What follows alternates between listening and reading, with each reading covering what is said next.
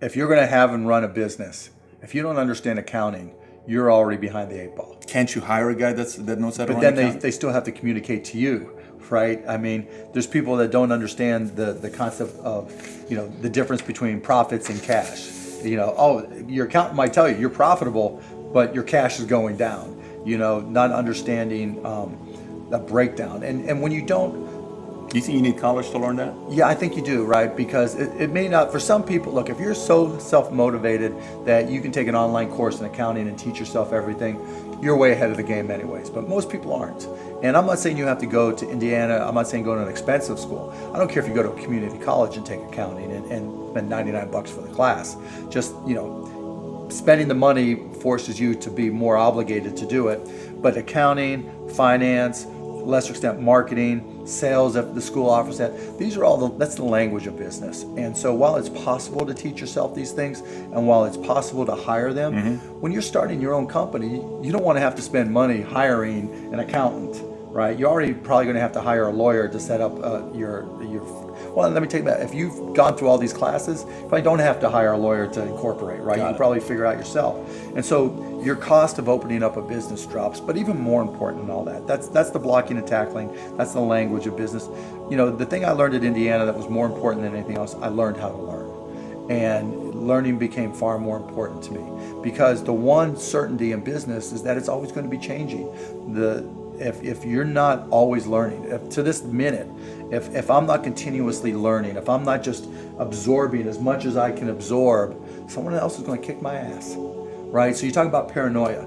The greatest source of your paranoia should be knowledge. If someone else knows more than you do, and if you're not learning, if you don't know how to learn, if you don't have a thirst for learning and acquiring information, you're SOL. I'm going to give you some quick and dirty rules that every entrepreneur needs to be aware of. Number one, sales cures all. There's never been a company in the history of companies that's ever succeeded without sales. Anybody who's ever told you, don't worry about sales, you can grow it and then worry about sales later, they're lying to you. They will fail, you will fail. You have to be able to sell. And do you know who the biggest salesperson in your company has to be? You. Number two, selling is not convincing. Selling is helping.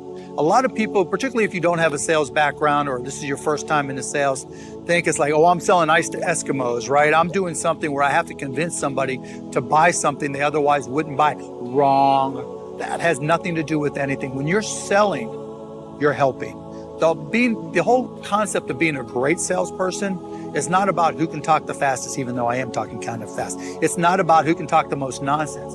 It's about taking the time to understand the needs of the person you're selling to. Because if you can't create a benefit for them, if you can't show them why your product is going to be better for them and their life than the other options out there or what they were doing before, you are not going to have a company.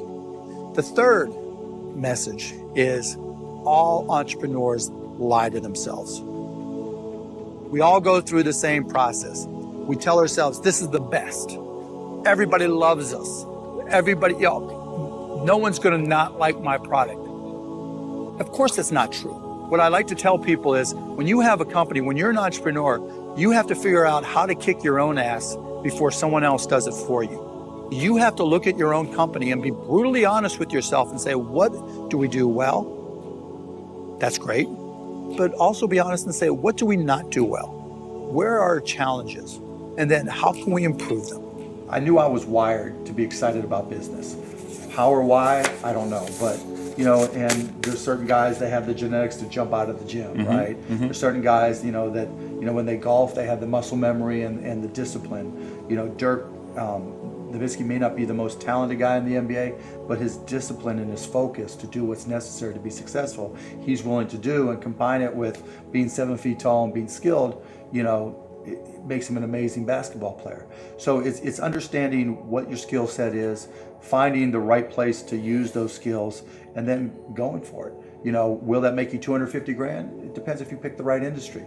But whatever industry you pick, if you outwork everybody, if you try to be a little smarter than everybody, if you try to be a better salesperson than everybody, if you try to be better prepared than everybody, you've got your best chance. Because if you don't do it and somebody else does, I have the saying, work like someone's trying to take it all away from you. I actually work like someone's spending 24 hours, working 24 hours to take it all away from you.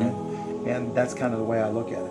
As long as I can remember, I was hustling. I remember going to my dad while he was playing poker with his buddies and saying, "Dad, I need some new sneakers." And he looked at me, looked at my feet, and he goes, "Those tennis shoes you got on, they work. When you have a job, you can buy whatever you want." And one of his buddies that had to be drunk was sitting at the poker table with him. And he goes, "Hey, I got something you can sell. I got all these boxes of garbage bags. Why don't you sell them in the neighborhood and then you can take the money you make and buy your sneakers?" He had these boxes that he sold to me for $3.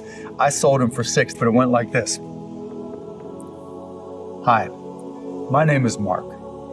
Do you use garbage bags? I've got a great deal for you, and every time you need garbage bags, all you ever have to do is call me, and I'll put them in the back of my wagon, and I'll bring them right down to your house." That was my first business, the world's first, probably only, garbage bag door-to-door subscription company. As I started to get older and got into high school in particular, I realized that high school wasn't my jam, and that I wanted to learn as much as I could about business. I started taking classes at night at the University of Pittsburgh when I was 16. And then when I was 17, I dropped out of high school altogether and went to Pitt full time. That's where things really started to happen for me.